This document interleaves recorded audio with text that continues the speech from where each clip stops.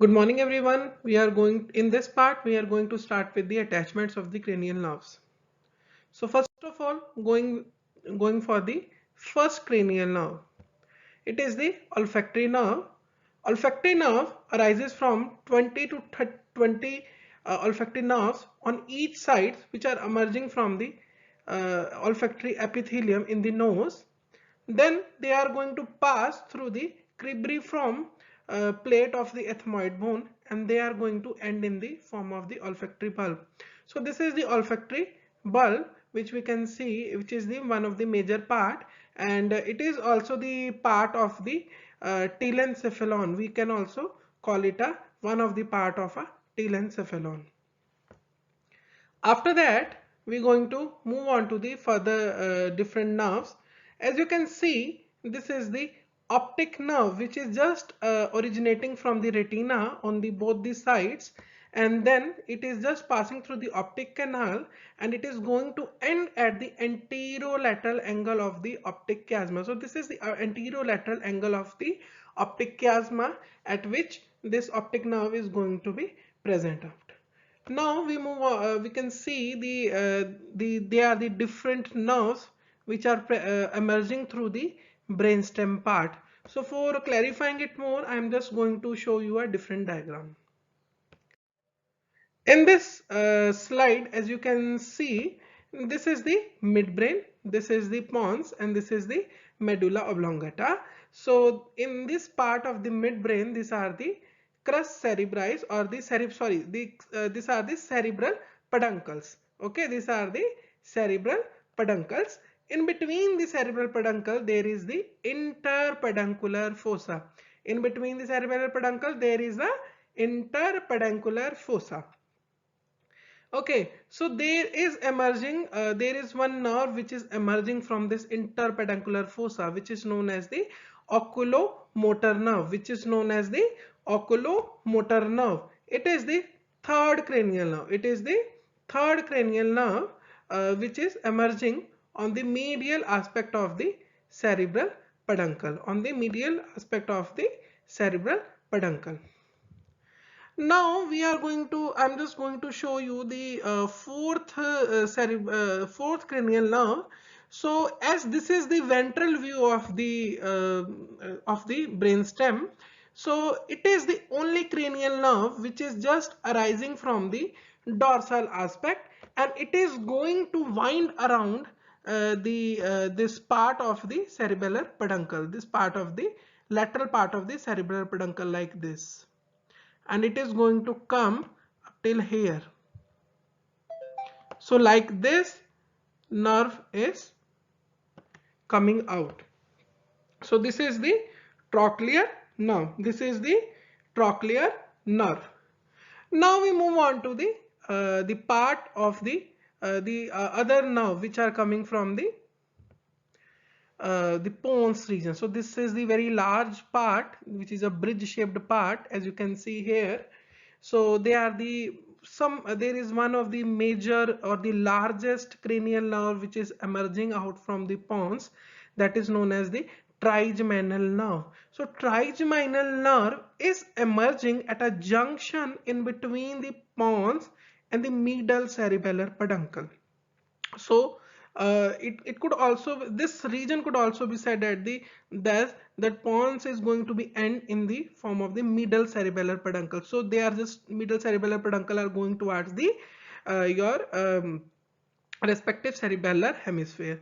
So this trigeminal nerve is emerging as the two roots, one major or the large sensory root and one smaller motor root, as you can see over here.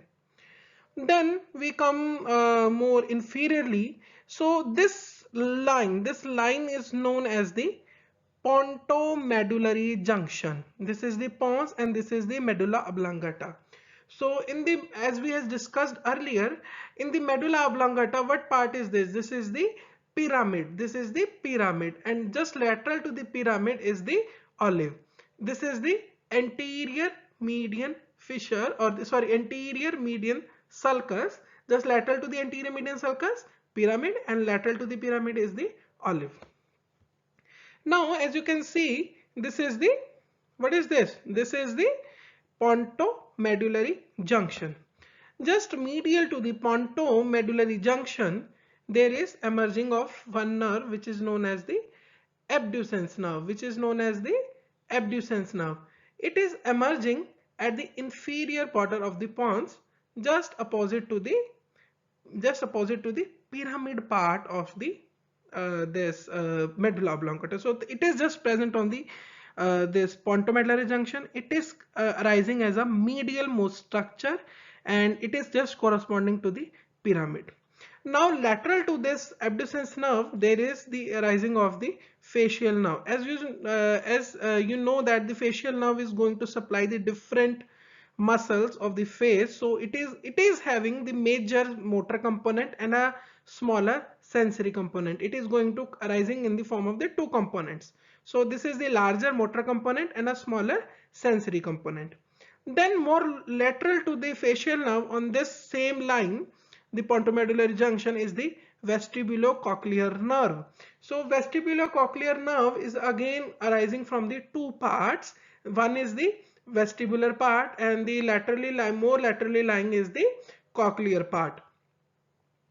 So they are just going to join, and they are just going to pass as a vestibulocochlear nerve.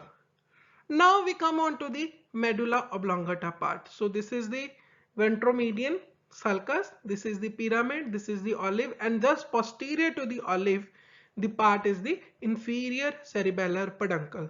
So this line of demarcation in between the olive and the inferior cerebellar peduncle is very important in this region.